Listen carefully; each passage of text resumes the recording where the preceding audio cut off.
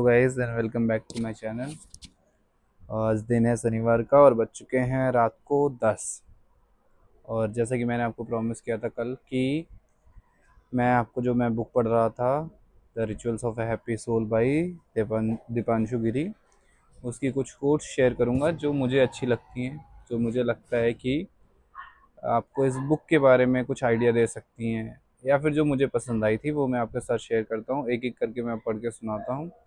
इससे आपको बुक किस बारे में है उसका भी कुछ आइडिया हो जाएगा और फिर आप बुक को चेकआउट कर सकते हैं, आप रीड कर सकते हैं।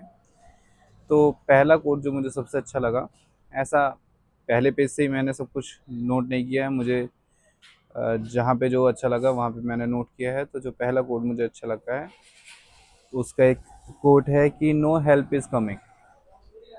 ठीक है, ये स्टेटमेंट बहुत ही मीनिंगफुल है।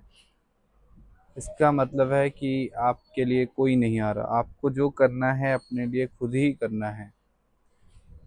ठीक है, तो नो हेल्प इज़ कमिंग पहला कोट था। एंड दूसरा कोट है, the sun burns itself to give life to others, that is why in the life of a king moksha is not an option.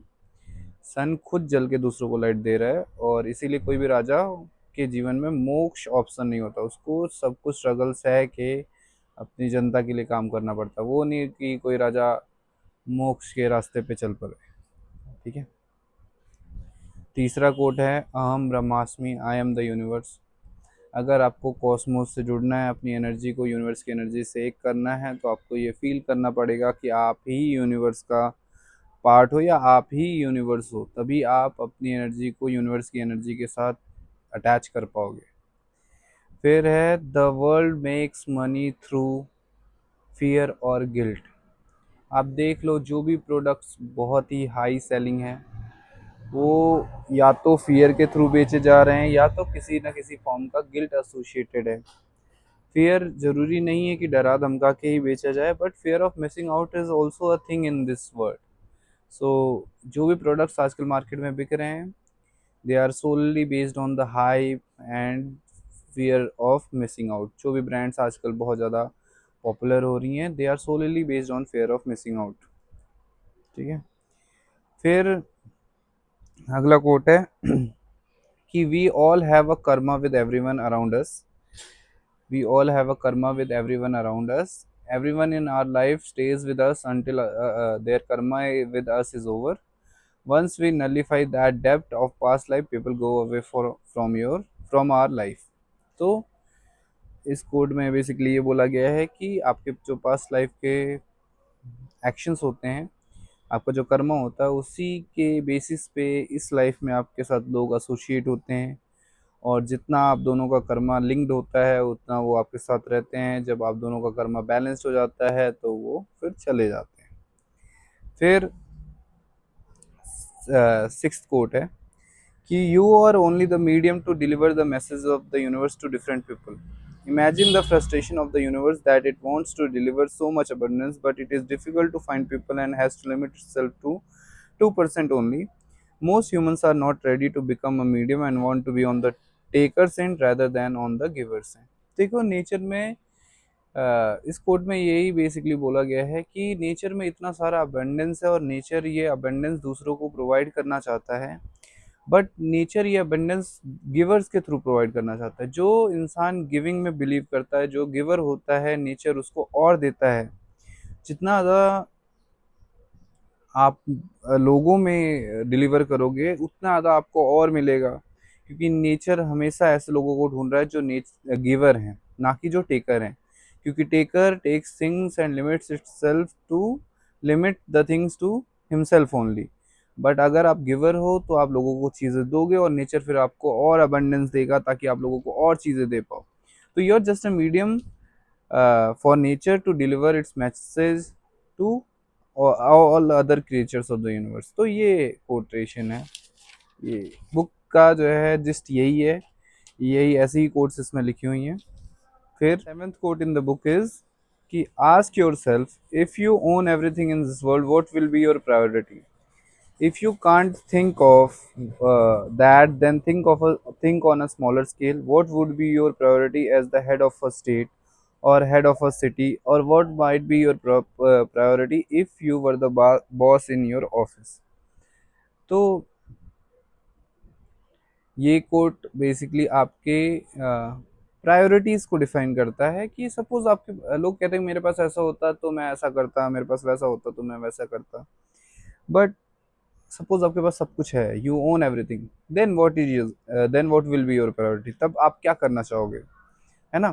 तो this फिर next coat animals के बारे में है कि animals come into your life for a reason, you will see that animals do not respond just to everyone, they pick up vibrations and respond to the right one, and that is why इसमें आगे लिखा गया है all Hindu gods and goddess in any depiction are always with animals.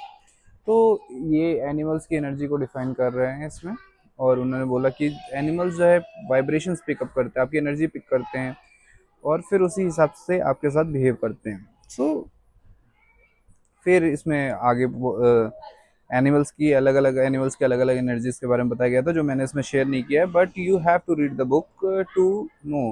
अब मैं every I can't tell you everything through the course, no. So this फिर next quote है when you provide food shelter और water to any animal, nature thank you several hundred times for being the person who has taken care of another living creature.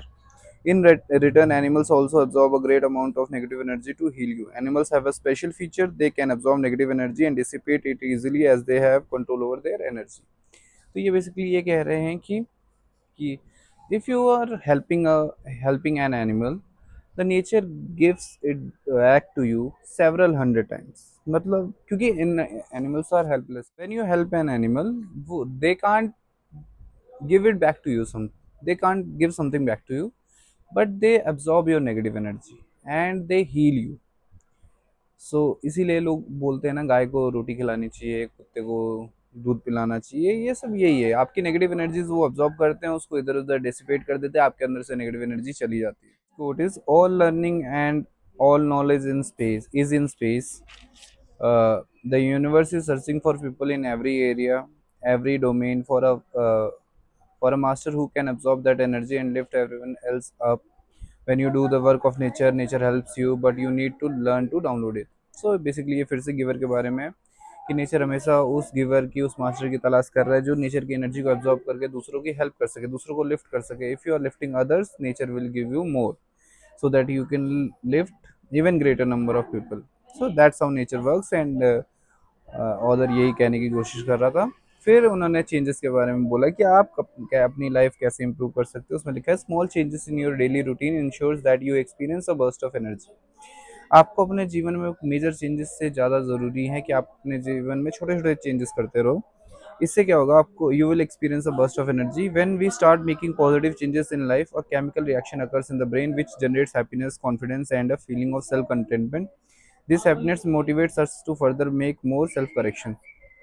तो and the last quote that I liked is when you learn something new, your brain generates happiness. People who don't learn new things get old and depressed over a period of time, as your brain requires that happiness constantly. So you have to keep learning new things.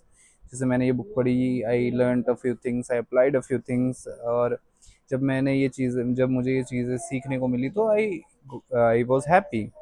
और इसी happiness की वजह से मैं continuously books read करता था पहले भी, और अभी भी आगे भी रीड करता रहूँगा, ताकि मुझे नई नई चीज़ें सीखने को मिलती रहें। जो लोग इसीलिए बोलते हैं कि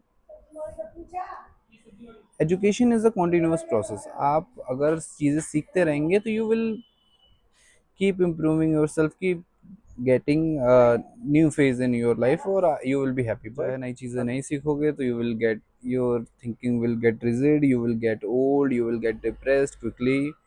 सो यही सब कोट्स हैं that I liked, I wrote it down and I have shared it with you guys. और आगे भी मैं और भी बुक्स पढ़ूंगा।